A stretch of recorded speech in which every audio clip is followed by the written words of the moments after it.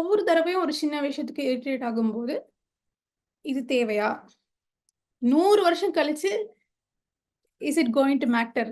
அப்படின்ற ஒரு கொஸ்டின் நம்மளே நமக்கு நாமே போட்டுக்கணும். ஸோ எது 100 வருஷம்க்கு அப்புறம் அவ்வளோ முக்கியம் இல்லையோ, ஏன் அதுக்கு இப்போ நம்ம வருந்தணும்? ஏன் இப்போ அதுக்கு நம்ம எனர்ஜி குடுக்கணும்? ஏன் இப்போ அதுக்கு நம்ம எமோஷனல் ஆறோம்? So focus more on permanent things.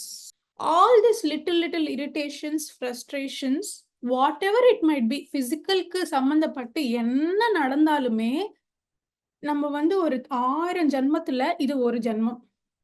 இந்த ஜென்மத்துல எத்தனையோ வருஷத்துல ஒரு நாள் எப்பயோ நடக்கிற விஷயம், இந்த 1000 ஜென்மத்துக்கு பார்க்கும்போது, does it really matter? After 100 years does this really matter? ஒரு நாள் உங்கள யாரோ திட்டுறாங்க பாஸ். 4 பேர் முன்னாடி ஒரு பிரசன்டேஷன்ல. உங்களுக்கு ரொம்ப அவமானமா போச்சு. ஸோ, அப்ப நீங்க ரொம்ப எமோஷனலா டவுன் ஆயி உங்களுக்குள்ள ரொம்ப அஃபெக்ட் ஆகுது உங்களுக்கு.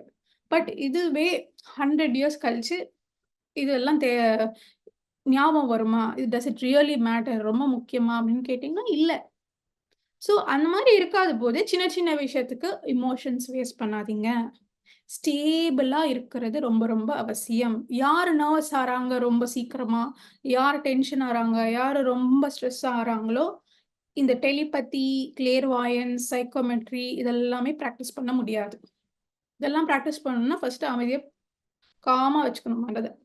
அது முக்கியமான ஒரு விஷயம். அதே போல நமக்கு வந்து ரொம்ப சோகமா இருந்தோம்னா, லிவர்ல பிரச்சனை வரும். கால் பிளாடர்ல பிரச்சனை வரும். யாரு ரொம்ப இரிட்டேட் ஆகுறாங்களோ, அவங்களுக்கு அல்சர் இஷ்யூஸ் இருக்கும். கேஸ்ட்ரிக் ட்ரபிள்ஸ் இருக்கும். ஸோ, அந்த எப்போ ரொம்ப இரிட்டேட் ஆகுறாங்களோ, ஒவ்வொரு இரிட்டேஷனுக்குமே அவங்களுக்குள்ள இருக்கிற ஆசிட் வந்து இன்னும் கான்சன்ட்ரேஷன் ஆகுது. ஸோ, அந்த ஆசிட் கான்சன்ட்ரேட்டட் ஆக, ஆக, ஆக அதோட எஃபெக்ட் அதிகமா இருக்கு. அவங்க அந்த உறுப்புக்குள்ளேயே ஒரு ஓட்டை விழுது, அந்த ஆசிட்னால. ஸோ, அந்த மாரி பிரச்சனைகள் தான் அல்சர்ஸ்.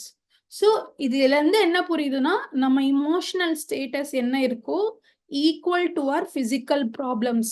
ஆரோக்கியமா ரீதியான பிரச்சனைகள் நம்மளுடைய உணர்ச்சிகள்ல இருந்து தான் பெரும்பாலுமா 90% வர்றது.